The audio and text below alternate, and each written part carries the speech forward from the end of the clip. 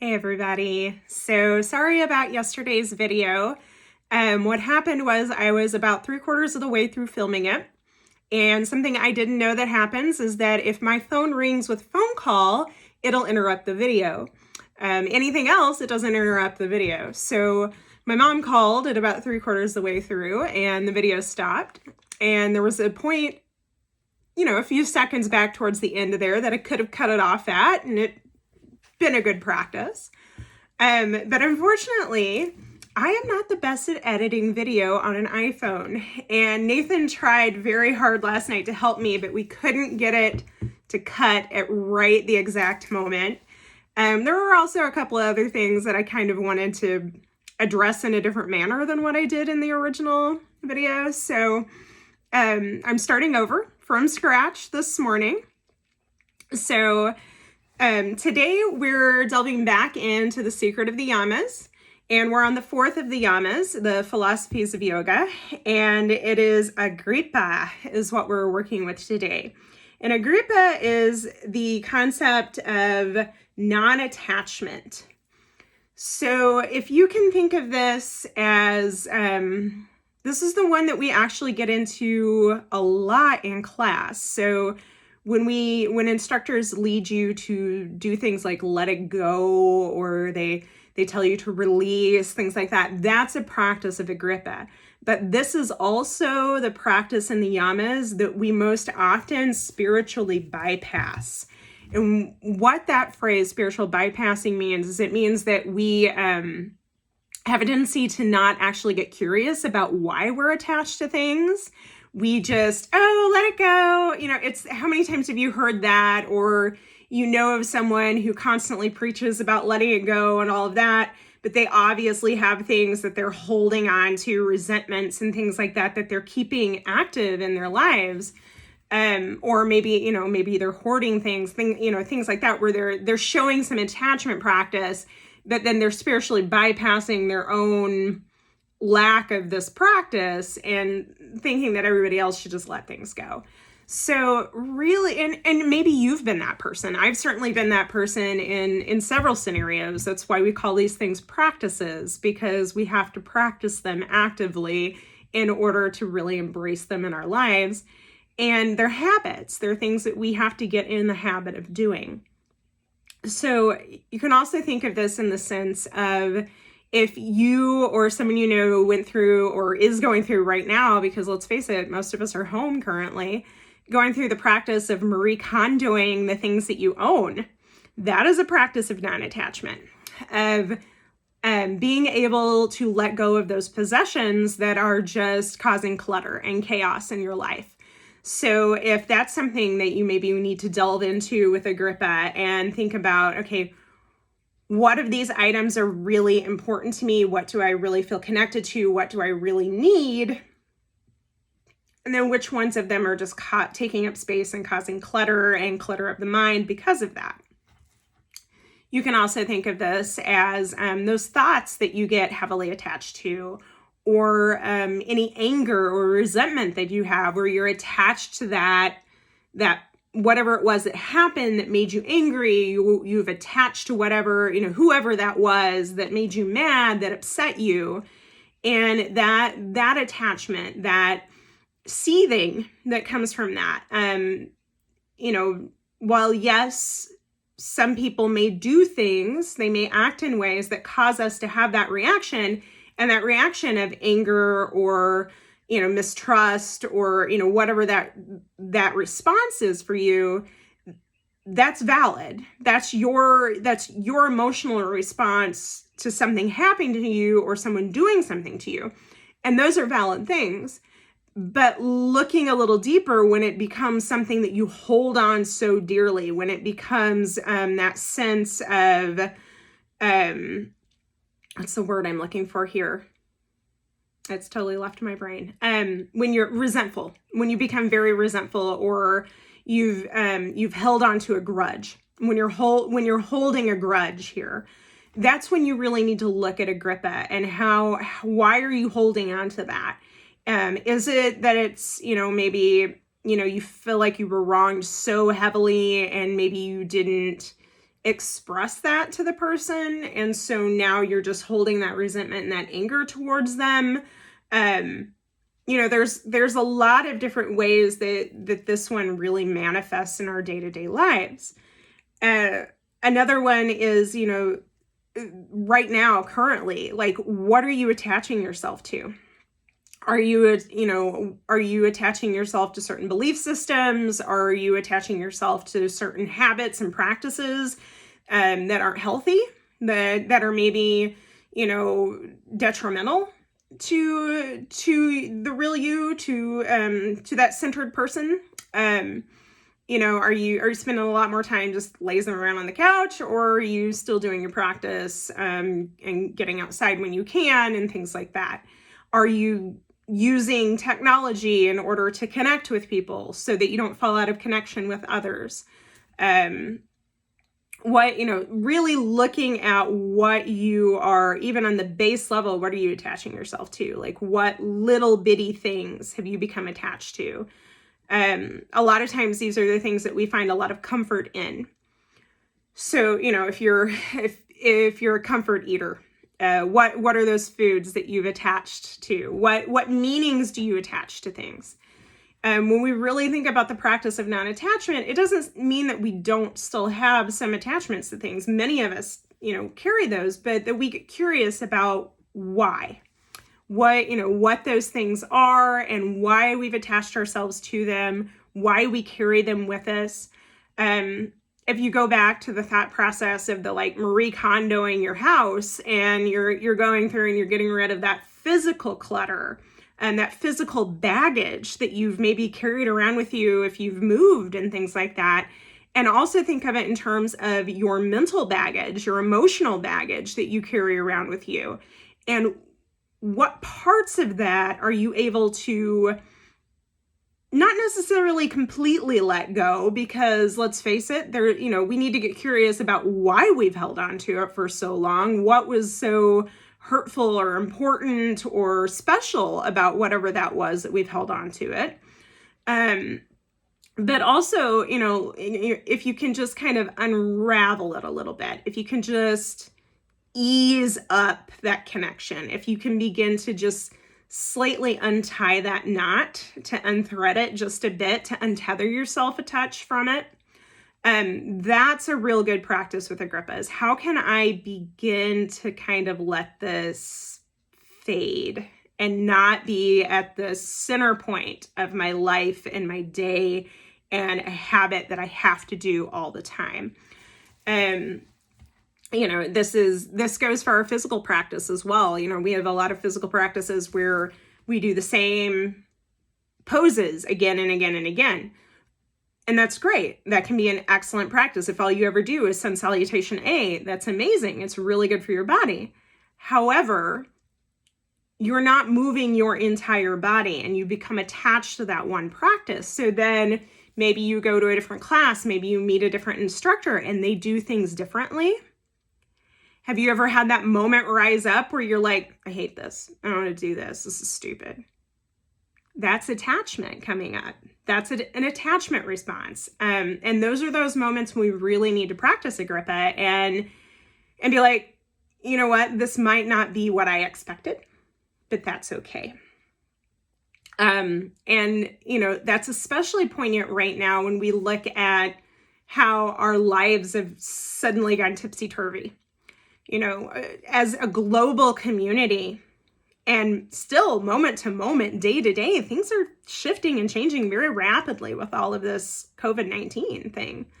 So, if you're really heavily stuck in that space of being mad about all of this, and you're mad because you can't leave the house, and you're mad that you can't go to work, and you're feeling, resentful and aggressive about all of those things, maybe take a moment and step back and breathe about it for a second, if you can, and look at the fact that what that is an attachment response. You were attached to the way your life was. And this goes for many other things too. This goes for, if you've had a breakup in a relationship, or you've had a friend that's put up a boundary, or it's often our response is to say, well, screw them. Well, they're just being mean, but they're doing this to me. That's an attachment response. You were attached to the way things were. This is a really common response, especially within relationships where there's some form of reliance upon one another in a way. When you have that negative response of, how could you do that to me? That you were attached to a certain outcome. You were attached to a way that things had been. And there's a healthy way to communicate that and a non-healthy way to communicate that. But it's bringing that awareness that, what was it about that situation, about my life, even a day ago, that I was so heavily attached to? Maybe it was just that you really enjoyed what you were doing, and you were in your groove and things were going great and it was working out, because that's where I was. I was really hitting my stride again. I was feeling really good. And then all of a sudden everything switched. And so how many of you are going through that right now? How many of you are just like, what the hell just happened? What's going on? Just that sense of overwhelm and just not knowing how to cope with it. Stepping back and breathing and taking a moment to really recognize what it was that you were so attached to about what that is. And then seeing if maybe you can shift into the present moment and being like, okay, well, then what can I do today? How can I change that? How can I be okay with today being different? Is really a big practice with this. How can I be okay with this practice being different? How can I be okay with my schedule, my ritual practices, my routines being different? How can it's the same when you start a new job, or you start a new career. Things change. Things are different places with different people. Your practice is different with each teacher that you do. Those of you that have taken physical practice with me know that I try to change it up every time we do a practice. That is a practice of Agrippa. It is a practice of me teaching you to not get attached to one physical practice, that we move in different ways, that we try different things, that we experiment, that we get curious about how our body reacts to certain poses, to how our mind reacts to them. If you've ever been in one of my classes where I make you just hold plank for what seems like an eternity, that is a practice in Agrippa, of that practice of what's floating up in your mind right now. Do you hate me? Do you hate this practice? That's okay. It's okay, because you're recognizing what is coming from the fact that we're just hanging out there. We're not moving. We're staying right there. And that's a change. That's something different. We're not flowing when we do that. And then also thinking about how right now many of us are getting attached to, what's next? What's going to happen next? What horrible thing is coming down the line? How much worse is this going to get? How much longer are we going to have to stay in our houses? A lot of us are really heavily attaching to those thought processes right now. And while that is a healthy thing to think, okay, how am I going to plan for this? And how am I and my family going to be able to cope with this? But getting stuck in that circular thought process of it is where you can begin to really weigh yourself down, and you can start to react negatively. And you can begin to cause yourself a lot of anxiety and a lot of extra worry. That's, again, coming back to the present, breathing deeply and thinking about, why am I getting worked up about this?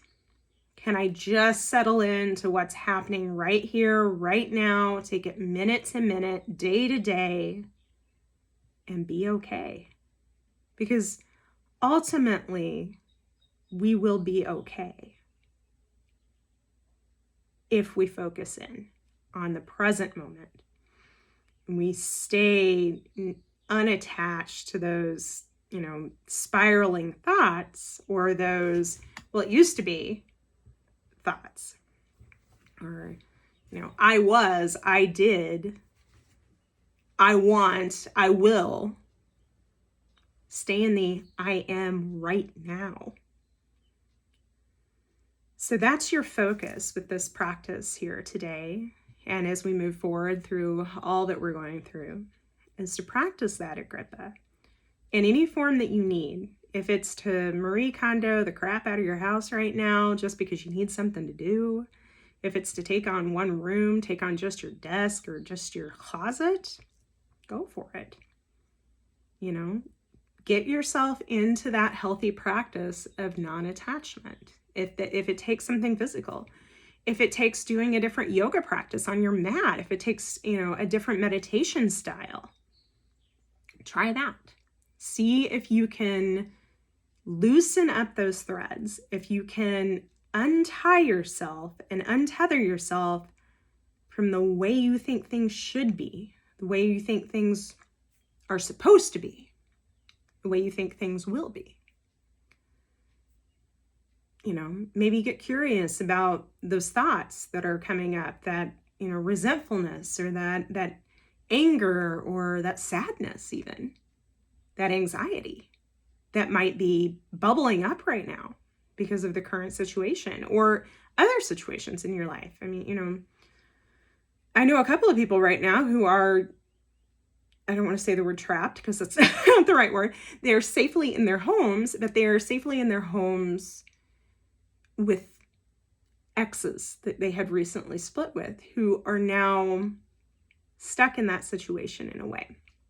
And how can they go on day to day when there's been this boundary drawn? This relationship no longer exists the way that it did, but we're here together and we have to support each other and continue on day to day, moment to moment, where we are right now. And I also know friends of mine who are separated during all of this, that are still in a very loving, caring relationship, but one of them is in a different country than the other right now. And that's hard enough on its own when you can easily come and go to see one another. It's even harder for them right now, where they can't get back to one another when they want to. And so really focusing in on how can we make this okay, both within our relationship and for ourselves. So thinking about those in terms of your own life and your own relationships with those that you're safely at home with right now. And with those that may, I am safely at home day to day, every day. My partner is not. My partner has to go to work every day. He's, and luckily he's safely at work in his office, separated from people. But there's still concern there that he is having to come and go, and he is having to interact out in the public still because he's an essential worker. And how that affects things as well. So just taking that moment to focus on Agrippa day to day, those little practices, maybe noticing how your routine has changed and getting curious about it instead of getting reactive to it. So that is it for our touch base on the yamas today. Tomorrow, I'll be filming a physical practice that I will put up on the YouTube and the Facebook page, as well as on the Wild Thing website. Until then, 3 deep breaths here together as one.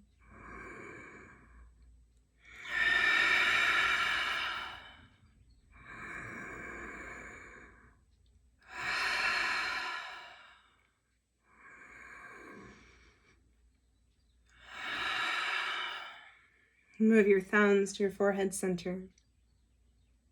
The divine light within me recognizes and deeply reflects the divine light within you all. Namaste.